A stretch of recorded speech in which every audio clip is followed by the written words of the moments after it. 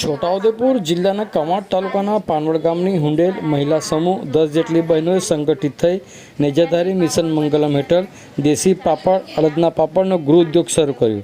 આવો નેજાધારી મિશન મંગલમ ગૃહ ઉદ્યોગના સંચાલક પારુલબેન કોલચા શું કહી રહ્યા છે, સાંભળો તેઓના મુખે।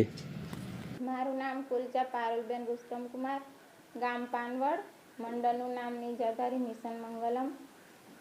અમે 10 દિવસની ટ્રેનિંગ લીધી હતી, મીટિંગ ભરી હતી અમે બધા બહેનો મળીને। પછી આ રીતે પાપડ બનાવશું એમ વિચારીને મહિલા ગ્રામ સંગઠનમાંથી અત્યારે પૈસા ભેગા કરીને મશીન લાવ્યા। અત્યારે મશીનથી એ કરીને અમે લોકો બનાવીએ છીએ। દિવસમાં 4 કિલો જેવા થાય।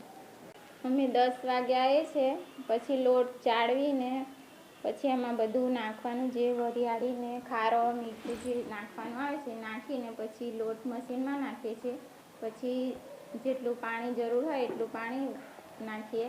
પછી લોટ બંધાય એટલે એના લોયા કરીએ છીએ। પછી ગુંદડા કરીને પછી અમે વજન કરીને 1-1 કિલો જેવી રીતે વણાય એટલા લઈ જઈએ છીએ।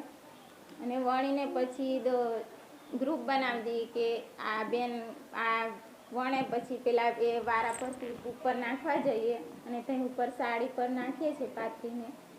પછી સુકાઈ જાય એટલે તગારામાં ભરીને નીચે લઈ આવીએ। પછી ખોખામાં પેક કરીએ છીએ। જે બહેનો પાપડ વણે છે એનું એક રજિસ્ટર બનાવ્યું છે, એમાં બેનનું નામ અને કેટલા કિલો વણે છે એ લખીએ છીએ દિવસમાં। અને પછી 15 દિવસ પછી પેમેન્ટ થાય છે, પણ જો બેનને જરૂર હોય વચ્ચે તો પેમેન્ટ આપવામાં આવે છે। અમારે આ પાપડનું એવું મહત્વ છે કે અમારે આદિવાસી લોકો છે જે છે એ તો હોળીમાં જ શરૂઆત કરે છે વણવાની। અને હોળીના તહેવારોમાં જે હોળી બાળે ને ત્યાંનું પૂજન કરે છે, પાપડ અડદના અને પાપડીનું પૂજન કરે છે।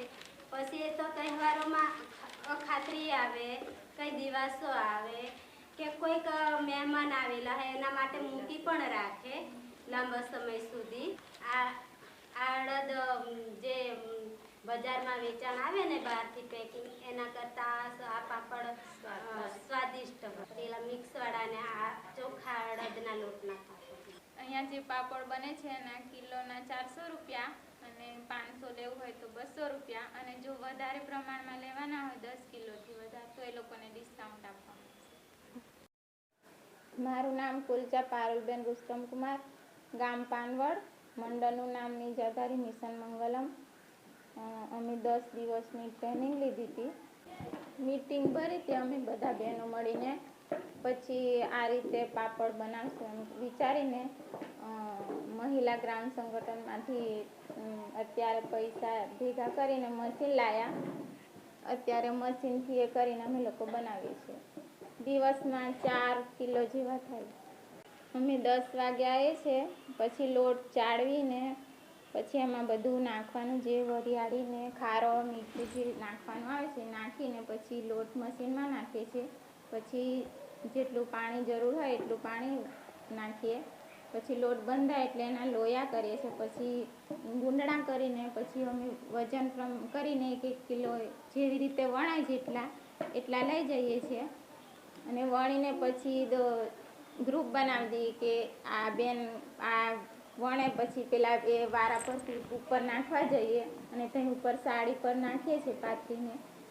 પછી સુકાઈ જાય એટલે તગારામાં ભરીને નીચે લઈ આવીએ। પછી ખોખામાં પેક કરીએ છીએ। જે બહેનો પાપડ વણે છે એનું એક રજિસ્ટર બનાવ્યું છે, એમાં બેનનું નામ અને કેટલા કિલો વણે છે એ લખીએ છીએ દિવસમાં। અને પછી 15 દિવસ પછી પેમેન્ટ થાય છે, પણ જો બેનને જરૂર હોય વચ્ચે તો પેમેન્ટ આપવામાં આવે છે। અમારે આ પાપડનું એવું મહત્વ છે કે અમારે આદિવાસી લોકો છે જે છે એ તો હોળીમાં જ શરૂઆત કરે છે વણવાની। અને હોળીના તહેવારોમાં જે હોળી બાળે ને ત્યાંનું પૂજન કરે છે, પાપડ અડદના અને પાપડીનું પૂજન કરે છે। પછી એ તો તહેવારોમાં અખાત્રી આવે, કંઈ દિવાસો આવે કે કોઈક મહેમાન આવેલા હોય એના માટે મૂકી પણ રાખે લાંબા સમય સુધી। આ અડદ જે બજારમાં વેચાણ આવે ને બહારથી પેક